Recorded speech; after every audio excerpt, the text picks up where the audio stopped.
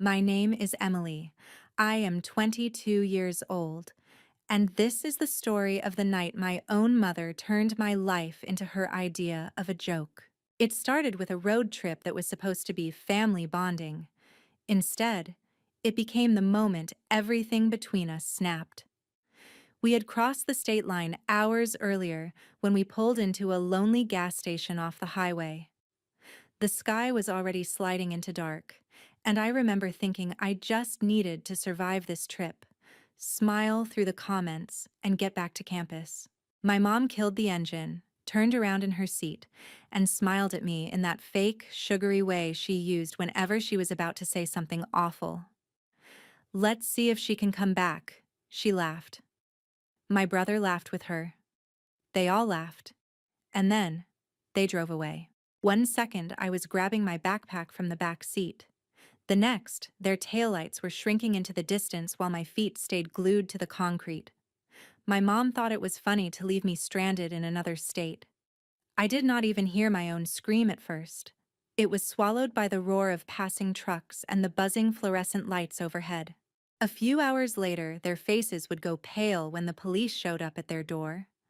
By then, I had made a decision that would change our family forever. If you have ever felt like the punchline in your own family, stay till the end to see exactly how I turned their joke into the worst mistake of their lives, and make sure you hit subscribe so you do not miss what came next. A few hours before that knock on their door, it was just another car ride where I was the designated joke. I was crammed into the back seat of my mom's SUV, knees pulled up under my backpack, while she and my older brother traded stories about me like I was some embarrassing highlight reel. Every few miles, there was a new memory. The time I froze in front of the entire marching band. The time I dropped the cake at my cousin's graduation party. The time I cried because my science project got only second place and apparently ruined a family photo. "She always falls apart when things get a little hard," my mom said lightly, hands steady on the steering wheel. "Guess we will see if she can survive one night without having a meltdown," my brother replied. They both laughed. I stared out the window, counting the highway signs for each new state line we passed, pretending my reflection was someone braver than I felt. This trip was supposed to be a simple birthday reunion at my old high school. Drive a few hours, smile at people who barely remembered me, and drive back. I had almost said no. The only reason I agreed was because my mom dangled money and family time like bait. Tuition was tight. Saying no felt impossible. When we finally pulled off the interstate, the air outside looked different. The license plates, the billboards, even the shape of the trees reminded me I was not just a few neighborhoods away. I was in another state, somewhere I did not know, in a car with people who still treated me like I was 12. "Bathroom break," my mom announced as she turned into the gas station. The place was almost empty, just a lone clerk inside and a couple of long-haul trucks humming on the other side of the lot. She parked by the pumps and twisted in her seat toward me with that too-sweet smile. "You take forever," she said. "Grab whatever you need. We will wait right here." I opened the door, the hot air slamming into my face as I stepped onto the concrete. I slung my backpack onto one shoulder and started toward the convenience store. Something in my chest tugged. That familiar voice whispered, "You should not trust this. You know better." Halfway to the door, I heard my brother laugh, low and cruel. "You know what would be hilarious?" he said. "What if we left her here and saw if she could figure it out? She thinks she is so independent now. Let's see if she can come back," my mom answered, echoing the line she would later brag about as if it were clever. I stopped. I turned. My mother was still smiling, one hand on the gear shift. "You are not serious," I said. "Relax," she sang back. "Take it as a little test. You want to be an adult. Prove it." The engine roared to life. Tires scraped the gravel. The SUV rolled forward, slow at first, like they were bluffing. I stood there, one hand stretched out, waiting for them to stop, to shout, "Just kidding," to open the door and let me climb back in. They did not. The car picked up speed. Their laughter spilled out the open windows and then snapped shut as my mom rolled them up. The SUV pulled out of the lot and merged back onto the highway like I was nothing more than a forgotten receipt. For a few seconds, I could not move. The air felt too thick, my vision too sharp. The gas station signs, the flickering "open" in the window, the rows of fuel pumps, all of it blurred around the one fact that hit me harder than anything they had ever said. They really left me, in another state, on purpose. My phone was at 30%. No charger. No nearby bus stop. No one waiting for me down the road. Just a college senior standing alone under humming lights, realizing that her own family had decided her safety was a punchline. My first instinct was exactly what they expected. Panic. Tears. That familiar helpless spiral. I felt it rising, the lump in my throat, the sting in my eyes. But then something colder slid in underneath the fear, like ice settling at the bottom of a glass. If they wanted to test me, they were about to find out what I could really do. What would you do if the people who were supposed to protect you treated your life like a party game? The first thing I did was force myself to breathe. In, out. I could not think clearly if I let them win inside my head before I even moved my feet. Inside the gas station, the fluorescent lights buzzed overhead and the air smelled like old coffee and floor cleaner. A middle-aged woman behind the counter glanced up from her magazine when I walked in, taking in my backpack, my shaking hands, the way I was scanning the parking lot like I had just watched my whole life drive away. "You look like you have had a day," she said gently. "Something like that," I managed. "Do you have somewhere I can sit for a minute?" She nodded toward a tiny seating area near the coolers, 2 plastic chairs and a small table. I dropped into one of them, fingers wrapped so tight around my phone that my knuckles hurt. On the lock screen, my mom's last text from earlier glowed up at me. "Remember to smile tonight." The irony made my stomach twist. I could call her. I could call my brother. I could beg them to come back. Prove every word they had ever said about me needing them. Instead, I opened the map app. The reunion was still hours away, in a town on the other side of the state. Home was even farther. The small blue dot that was me blinked stubbornly in the middle of nowhere. The woman from the counter left her post and walked over, wiping her hands on a towel. "My name is Karen," she said. "That car that just tore out of here, is that who you came with?" Her words knocked the air out of me. My eyes burned, but I held her gaze. "They thought it would be funny to leave me here," I replied. Saying it out loud made it sound even more insane. "They are my family." Karen's brows pulled together. "They dumped you at a gas station in another state and drove off," she said slowly. "That is not a joke. That is neglect." Neglect. The word hit like a slap. I had used a lot of words for my family before. Controlling, mean, cruel when they were bored. I had never used that one. "I am 22, I said weakly, as if that made it better. "They keep telling me I have to prove I can handle myself." "Adults can still be abused," Karen replied, her voice steady. "Do you have anywhere safe to go tonight?" I thought about calling a friend from college. I thought about begging a classmate to drive 2 states over to rescue me because my own mother had decided I was expendable. Shame crawled over my skin at the idea. They would ask questions I was not ready to answer. "I was supposed to go to a reunion," I said. "They are there, or they will be." "You do not have to chase them," Karen said. "You could call the police, tell them exactly what happened, and let them chase your family for once." For a moment, I almost laughed. Call the police on my own mom? On my brother? The girl I had been 6 months ago would have dismissed that idea immediately. We do not air our dirty laundry. We do not make scenes. We do not make trouble.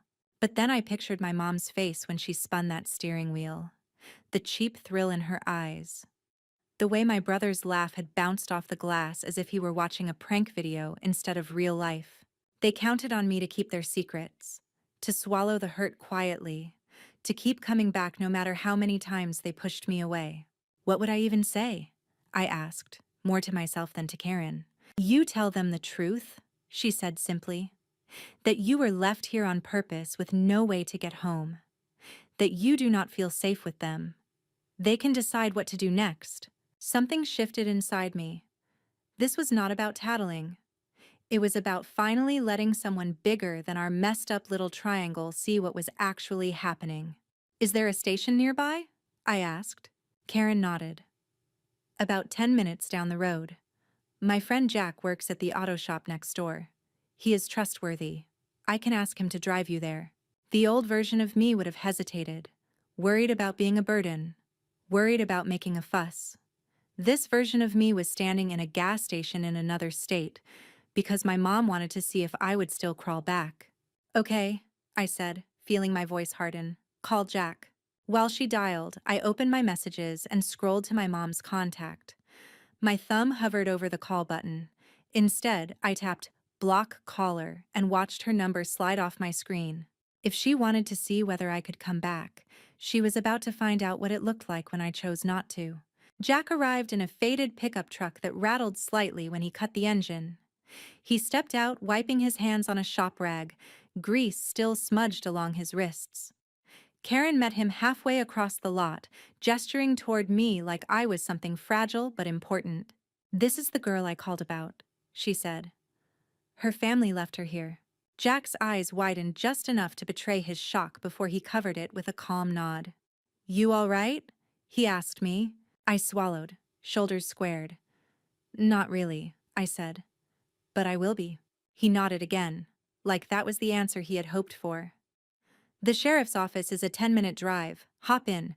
We will get you somewhere safer than this parking lot." I climbed into the passenger seat, clutching my backpack like a life jacket. The ride felt both too short and too long. The highway lights streaked by, and every mile we drove away from the gas station felt like another inch I gained back from my mother. Jack did not push me to talk, but when I started, he listened. "They said it was just a joke," I told him, "that I needed to prove I could handle myself." They laughed when they pulled away. "Some people confuse cruelty for humor," he said quietly. "That is on them, not you." "It is not the first time," I added. "It is just the first time they crossed a state line while doing it." By the time we pulled into the small brick building with the sheriff's star over the door, my story was spilling out in fragments. The dispatcher at the front desk took one look at my red-rimmed eyes and trembling hands and waved us back to a small interview room. The deputy who sat across from me introduced himself, then pushed a bottle of water across the table. "Just start from the beginning," he said. "Tell me what happened, and do not leave anything out." So I did. I told him about the jokes that were never really jokes, about the way my mom used my worst moments as party stories, about my brother's constant need to one-up me, and about the way today had gone from tense to terrifying in a matter of seconds. I told him about the gas station in the other state, about hearing them plan to leave, about watching the SUV pull away, about the 30% battery and the absence of any plan that did not involve begging them to come back. "And do you believe they intended to return at any point?" he asked. I thought about the way my mom had grinned at me, about the way my brother had leaned forward in his seat like he was about to watch fireworks. My jaw tightened. "No," I said. "They wanted to see what would happen. They think nothing bad ever really happens to us, because it never happens to them." The deputy gave a slow nod and scribbled notes on his pad. "You did the right thing by coming here," he said. "Leaving an adult in a vulnerable situation hundreds of miles from home without transportation or a way to get back is serious, especially when it is family." Karen, who had insisted on sitting in the corner of the room, chimed in. "She did not even have a charger. If anything had happened to her out there, we take this kind of thing seriously." The deputy cut in. "We are going to call the department that covers the gas station, get the security footage, and file an incident report." "Where does your mother live, Emily?" I gave him the address. It felt surreal, spelling out the street where I had once ridden my bike and scraped my knees, knowing this time the path there would be traced by patrol cars instead of family minivans. "We will also contact the local police near your home," he continued. They will perform a welfare check and speak with your family. Given the circumstances, they will likely head to wherever they are tonight first, then home, if needed. My pulse jumped. You mean they will go to the reunion? To the school? He checked the details in my story again, then nodded. If that is where they are, yes. It is the best place to make contact quickly. Right now, we are operating under the assumption that you are a missing person, because as far as your family knows, you vanished from that gas station. We need to make it very clear that abandoning you was not just a harmless prank. The words missing person sent a strange chill through me. For a moment, I imagined my mom's face when officers showed up, asking where I was. I pictured the panic in her eyes, the way the color would drain from her cheeks, the way my brother would stammer, trying to spin the story into something less ugly than the truth. They had always loved being the center of attention. I wondered how it would feel for them when the spotlight finally turned on what they had actually done. Where will I stay tonight? I asked quietly. We can arrange a safe place for you, the deputy replied. We will also help you get back to your campus or somewhere you choose, once we have taken your full statement. For now, I need you to write down everything you remember from today. Times, conversations, anything you think might matter. I took the pen from him. My hand was still shaking, but not from fear anymore. It was from adrenaline and something sharper. Resolve. As I wrote, each detail felt like a brick in a wall I was finally building between me and the people who had spent years tearing me down. The time we left the house, the jokes in the car, the exact words my mom used, the way my brother laughed, the moment the SUV rolled away.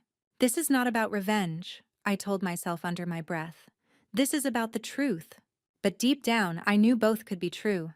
By the time I set the pen down, the outline of what came next had formed in my mind. I did not have to scream, or chase their car, or beg them to come back.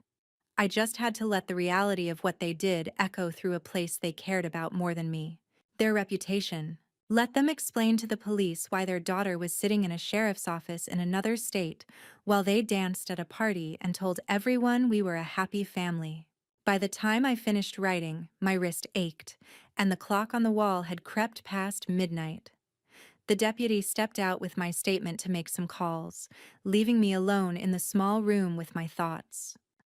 I stared at the blank space at the bottom of the page where my signature sat, neat and final.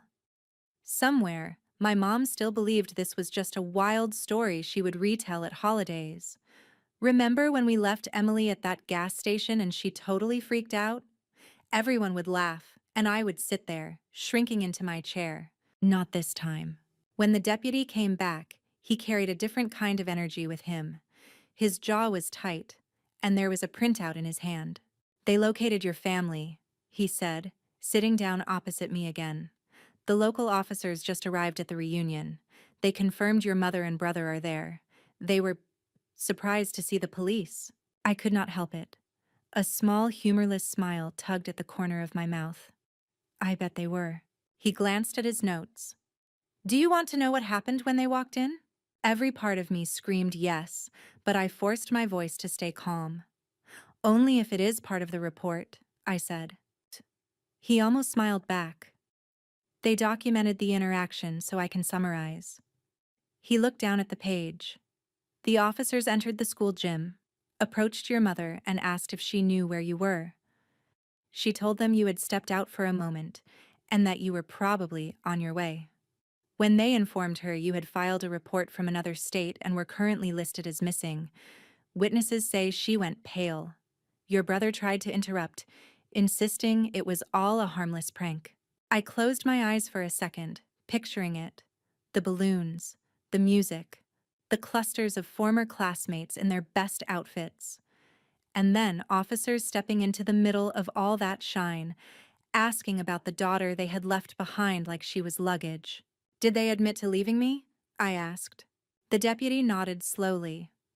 At first, they tried to frame it as a misunderstanding. But when the officers mentioned the gas station security footage, your mom admitted they drove away on purpose.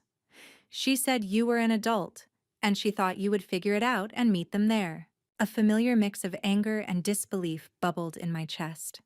I had heard that line so many times. She would throw me into the deep end, then act shocked when I struggled to swim. What did the officers say? I pressed. They explained that intentionally leaving someone stranded in another state, hours from home, can be considered endangerment, he replied. They told her that if something had happened to you, she could be facing criminal charges. They also informed her that, as of right now, the incident is on record and will be reviewed by the prosecutor's office. For a moment, the room felt very quiet. I imagined my mom hearing the word charges and realizing the punchline had finally landed on her. They asked your brother why he did not call you to check on you after you did not show up, the deputy added. He said he assumed you had gotten a ride or that you were being dramatic. When they asked why neither of them attempted to return to the gas station after several hours, he did not have an answer. A part of me wanted to cry for the girl I used to be, the one who would have accepted any half-hearted apology for this kind of treatment because she was desperate to keep the peace.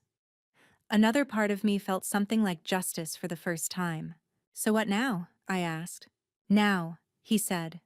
We make sure you are safe, and we let them sit with what they have done. The officers told them you are in our care and not to attempt to contact you directly tonight. They can communicate through legal channels once the investigation moves forward. I let out a breath I had not realized I was holding. My phone buzzed where it sat on the table, face down. When I flipped it over, I saw a string of missed calls from an unknown number and one voicemail. I did not have to listen to guess who it was. Can they get in trouble for calling me? I asked. If they try to threaten or pressure you, keep the messages, he replied. For now, you do not have to respond to anything. We can also help you get a protective order if things escalate. Karen, who had stayed just outside the door, peeked in when she heard the conversation lull. Do you want to come back to my place tonight? She asked softly. I have a guest room. The deputy said it is okay as long as you are comfortable with it. The idea of going back to a stranger's house should have scared me. Instead, I felt strangely safe with the thought of being anywhere my family was not. I nodded.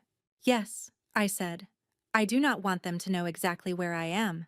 On the ride to Karen's small house, the events of the night replayed in my head like scenes from a movie I could not quite believe I was starring in.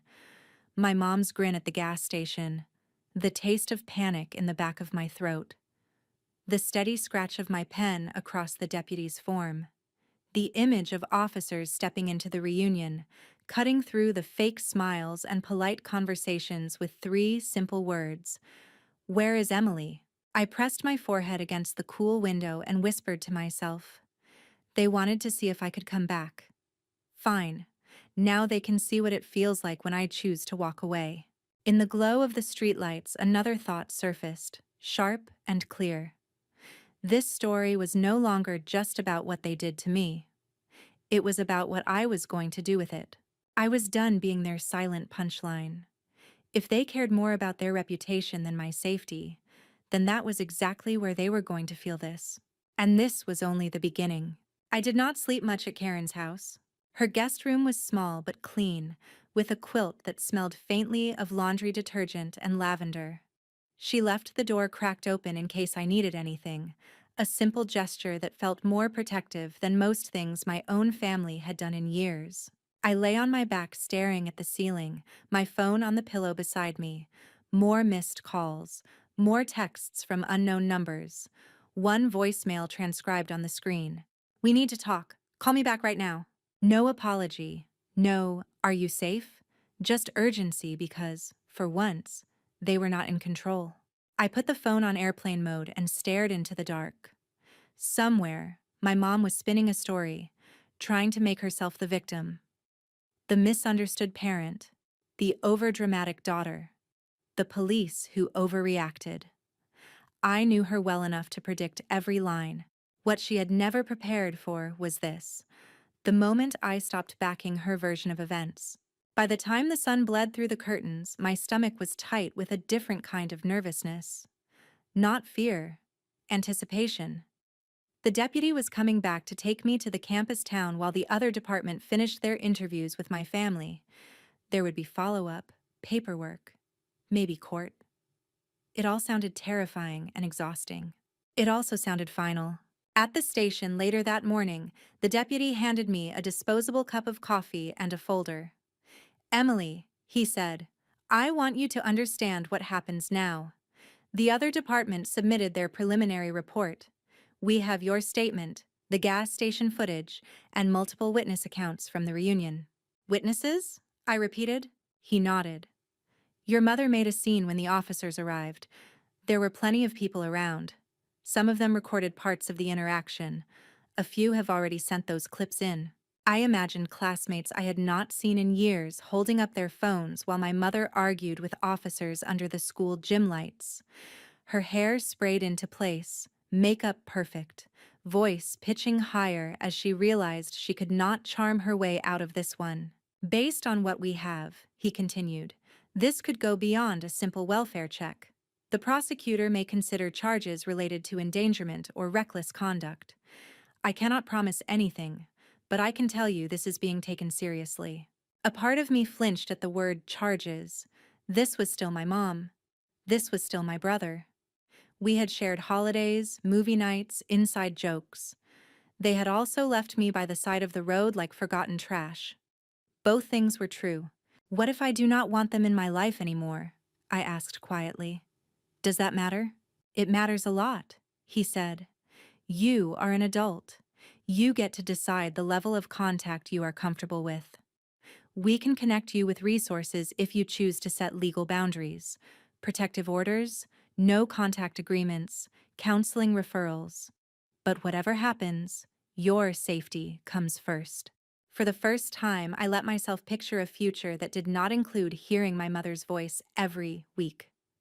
No more constructive criticism disguised as concern.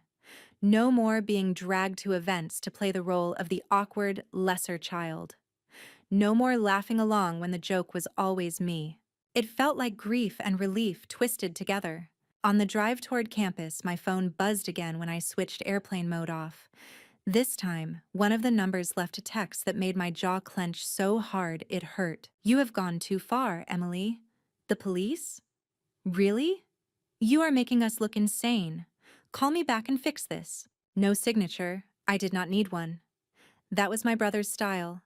No apology, just blame. Without thinking too hard, I opened my camera roll and took a picture of the station parking lot from the back seat of the cruiser, the date and time stamped clearly at the top. Then I screenshotted the text and saved both in a new album labeled Evidence. If they were going to turn this into a story about how ungrateful I was going to make sure I had my own version ready. Not a screaming match, not a dramatic phone call. Something colder and more precise. By the time we reached the campus town, the deputy had already arranged a short-term housing option for me through student services. They met us at the station, faces tight with concern when they heard the outline of what had happened. "We will get you into a temporary room," one of the coordinators said. "No one outside this office will know where you are unless you want them to. And if your family shows up on campus, security will be notified." I signed the papers they put in front of me. As I wrote my name for the 5th time that day, a strange thought settled in. Every signature was one more step away from the version of me my mom thought she owned. A few days later, the fallout truly began. It started with a link one of my old classmates sent me. No message, just a URL and a shocked face emoji. When I tapped it, a grainy video opened, filmed vertically in the middle of the gym. The caption read, "When your funny mom gets called out by the cops at the reunion." There she was, my mother in her best dress, arguing with 2 officers while music thumped in the background and people pretended not to stare. My brother hovered beside her, eyes darting around the room, clearly aware of the phones aimed at them. "You cannot be serious," my mom said in the clip, voice brittle. "She is an adult. She is fine. We just left her there for a little while." The officer's reply was muffled, but the words stranded, "another state," and "neglect" were clear enough to make the room around them go still. The video cut to my brother insisting it was all a joke, that I was extra sensitive, that I always made things bigger than they really were. The comments below the video were a mix of disbelief and disgust. Who leaves their kid in another state as a joke? This is why some of us go no contact. Imagine defending this on camera. The views climbed faster than I could scroll. For years, my mom had controlled the narrative. She told the stories. She edited the details. She decided which parts of me were funny and which were pathetic. Now, strangers were watching her defend abandoning her daughter to two officers in front of a room full of people. And they were not laughing with her. That was the moment I realized my revenge was not going to be a single dramatic act. It was going to be a slow, relentless refusal to play my old role in her script ever again. The prosecutor's office reached out a week later. They wanted to schedule a virtual meeting to go over the case and discuss my options. My heart hammered as I dialed in, but I listened carefully, asked questions, took notes. Pressing formal charges is your choice, the attorney said. We can move forward with or without your cooperation based on the evidence, but your statement carries weight. So does your preference regarding sentencing, if it comes to that. I stared at my reflection in the little video window, light from my laptop washing my face in blue. This was not the shaky girl standing in a gas station anymore. This was the version of me they had accidentally created when they decided to see if I could survive without them. I want it on record, I said slowly, that what they did was not a joke. I want there to be consequences, but I do not want to spend the rest of my life in court with them. We can explore alternatives, the attorney replied. Diversion programs, mandated counseling, community service, but the incident will stay on record either way. That was enough for me. They wanted a game. They got a file they could not erase. Weeks turned into months. The video from the reunion kept circulating in different corners of the internet, resurfacing every time someone posted about toxic families or gaslighting. I did not share it. I did not need to. All I did was live my life. I focused on my classes. I got a campus job. I started going to therapy and learning how to separate my own voice from my mother's. I blocked their numbers, their emails, their surprise friend requests from fake accounts. But I also started writing. At first, it was just for me, little diary entries about what had happened, about the way it felt to be abandoned and then found by strangers who treated me better than my family ever had. Then one day, in a late-night haze, I opened a blank document and wrote at the top, "Mom thought it would be funny to leave me stranded in another state. Let's see if she can." I wrote the story from beginning to end. Every detail, every emotion, every moment I almost gave in and called them back. I did not use their real names. I did not need to. The truth was enough. When I was done, I stared at the document for a long time. Posting it meant letting the world see the ugliest parts of my life. It also meant taking back every moment they had turned me into a punchline at parties, every time they had laughed about my pain. In the end, I hit upload. And that was how the story you are hearing right now began. By the time my story started gaining traction online, the legal part of everything was already in motion.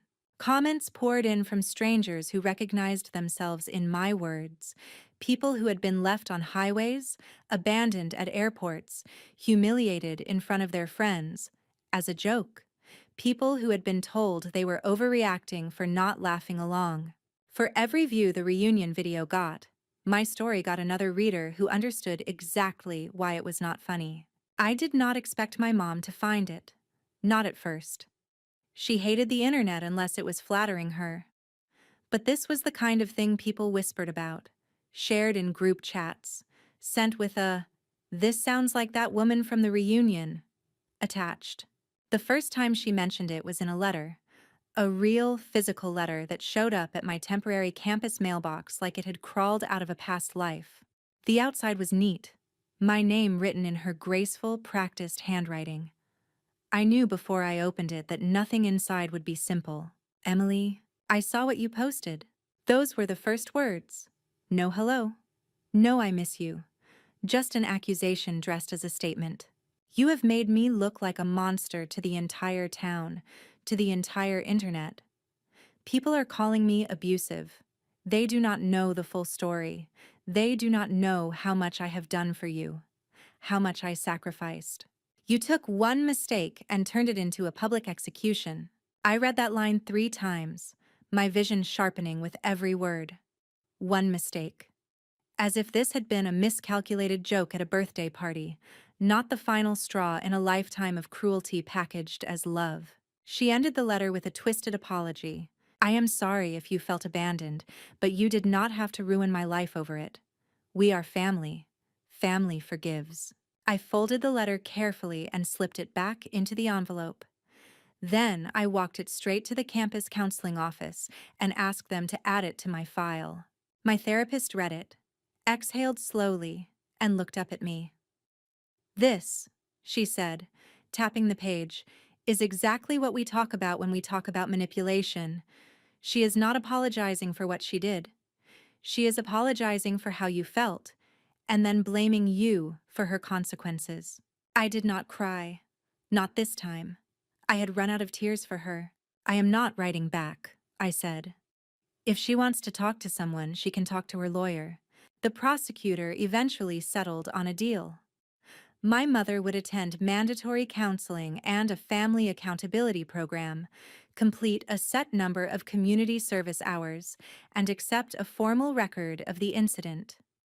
My brother would be required to attend the same program and submit a written statement acknowledging harm. If they complied, the more serious charges would not go to trial. If they did not, everything could be reopened. I agreed to the terms, not for them, but for me. I did not want this to become my full-time job. I wanted closure, not a courtroom. The real revenge did not come from paperwork, though. It came from the slow erosion of the image they had spent years polishing. Their friends started asking questions. The parents who used to laugh along with my mom at barbecues stopped inviting her. My brother's co-workers saw the video and the think pieces that followed. The casual cruelty he had always passed off as just joking suddenly looked a lot uglier when everyone knew what he had done. I heard all of this secondhand, from people who reached out with some version of the same message. I did not realize it was that bad.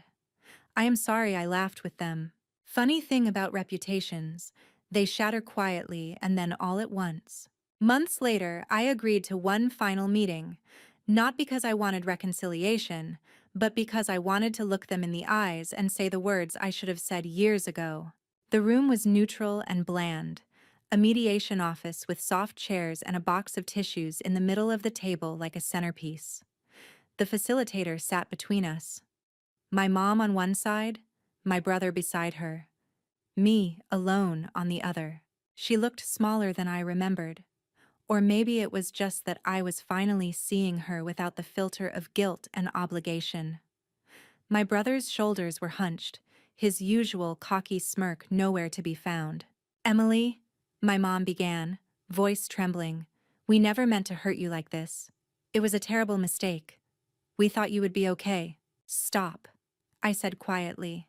You did not just make a mistake. You made a choice. You chose to leave me in another state and call it a game. You chose to laugh while I stood there begging you not to go. You chose to lie to the police when they asked where I was.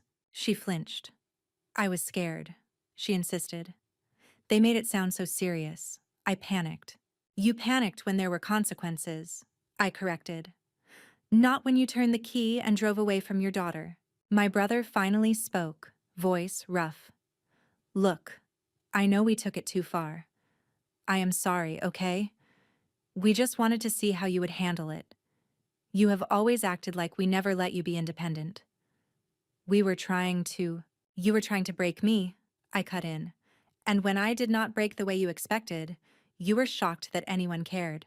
Silence sat heavy between us. The facilitator glanced at me, then at them, then back again. Emily, she said gently, what do you need them to understand today? I thought about all the years I had spent twisting myself into a shape that fit their idea of a daughter. The jokes I had laughed at, the apologies I had given for things that were never my fault, the way I had begged for their approval like it was oxygen. I need you to understand, I said slowly, looking directly at my mother, that I am done. Her eyes widened. Done with what? With this, I replied. With being your punchline. With letting you dress abuse up as family humor. With pretending that what you did to me that night was anything but cruel. I reported you because I did not feel safe. I told my story because I am not going to hide your choices anymore. Her lower lip trembled. A year ago, that might have broken me.